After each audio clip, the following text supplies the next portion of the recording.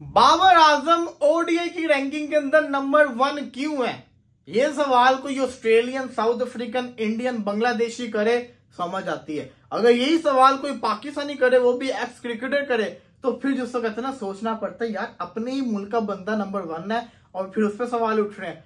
बासित अली पाकिस्तान के साबिक क्रिकेटर, एक बड़े जिसको कहते हैं रिस्पेक्टफुल पर्सन है, वो उनका कोई लेटेस्ट बयान है, उसके अंदर कहते हैं शुभमन गिल और बाबर आजम आईसीसी रैंकिंग में क्या कर रहे हैं।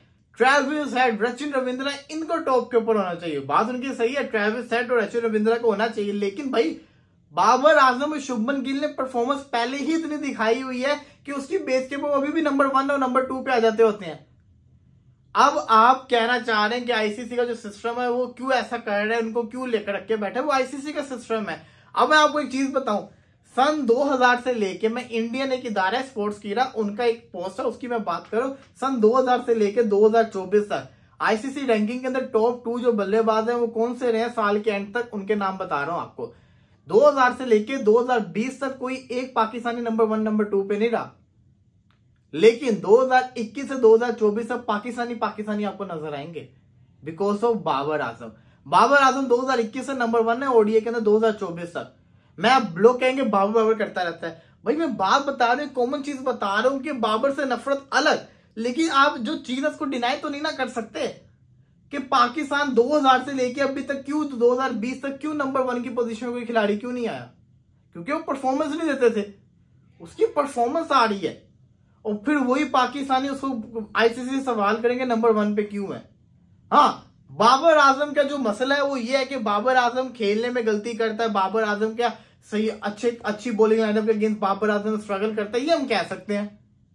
क्या जैसे कि खुर्रम शहजाद अब बॉलिंग कर रहा है, उसको मैं उसको पार्ट टाइम बॉलर समझता होता हूँ, अब उसकी बॉल बाबर आजम से खेली नहीं जा रही थी नेट के अंदर, इन स्विंग खेलते हुए बाबर आजम को मुश्किल हो रही थी। ये चीज को मैं एग्री करता हूँ कि यहाँ पे काम खराब है, बाबर आजम को प्रैक्टिस करनी चाहिए। ये कोई अच्छी बॉलिंग लाइनअप मिल गई, पैट कमिंग सामने आगे, बुमराह आगे, बाबर स्ट्रगल करेगा, और हुआ भी ऐसे कि बाबर को अंदर आता बॉल तंग करता, PAT Cummins, Bumrah, even Hardik Pandya ने परेशान किया हुआ है, तो ये चीज मैटर करती होती है।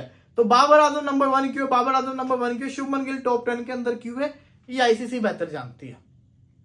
उन्होंने परफॉर्मेंस दी हुई है तभी वो नंबर 1 पे है। ट्रेविस हेड 10 में से 2 मैचेस में परफॉर्मेंस देगा, तो वो 8 मैचेस में जो परफॉर्मेंस करेगा उसकी वजह से उसकी रैंकिंग दोबारा गंदी हो जाएगी। लेकिन जो कुछ प्लेयर्स ऐसे होते हैं जो रैंकिंग में आना पसंद नहीं करते, क्योंकि वो ट्रॉफीज को देना पसंद करते होते हैं। खैर, आप इस तस्वीर को देखिए, तस्वीर में आप देख सकते हैं कि अरशद नदीम पाकिस्तान के chief of army staff general Asim Munir साहब के साथ बैठे हुए हैं, और इसी तस्वीर को अगर आप गौर से देखेंगे तो पीछे आपको तीसरी रो के अंदर पाकिस्तानी टीम नजर आएगी। ये होता है अगर आप परफॉर्मेंस अच्छी नहीं दिखाते। यही अगर पाकिस्तान वर्ल्ड कप जीती होती तो पाकिस्तान फर्स्ट रो के अंदर होता। अरशद नदीम ने वो करके दिखाया जो आज तक पाकिस्तान की स्पोर्ट्स की हिस्ट्री में नहीं हुआ। पाकिस्तान को गोल्ड मेडल उन्होंने जितवा के दिया है, तो ये एजाज उनको तभी इतनी इज्जत मिल रही है कि हर रोज वो किसी बड़ी शख्सियत के पास इन्वाइटेड होते हैं, और सही हो रहा है।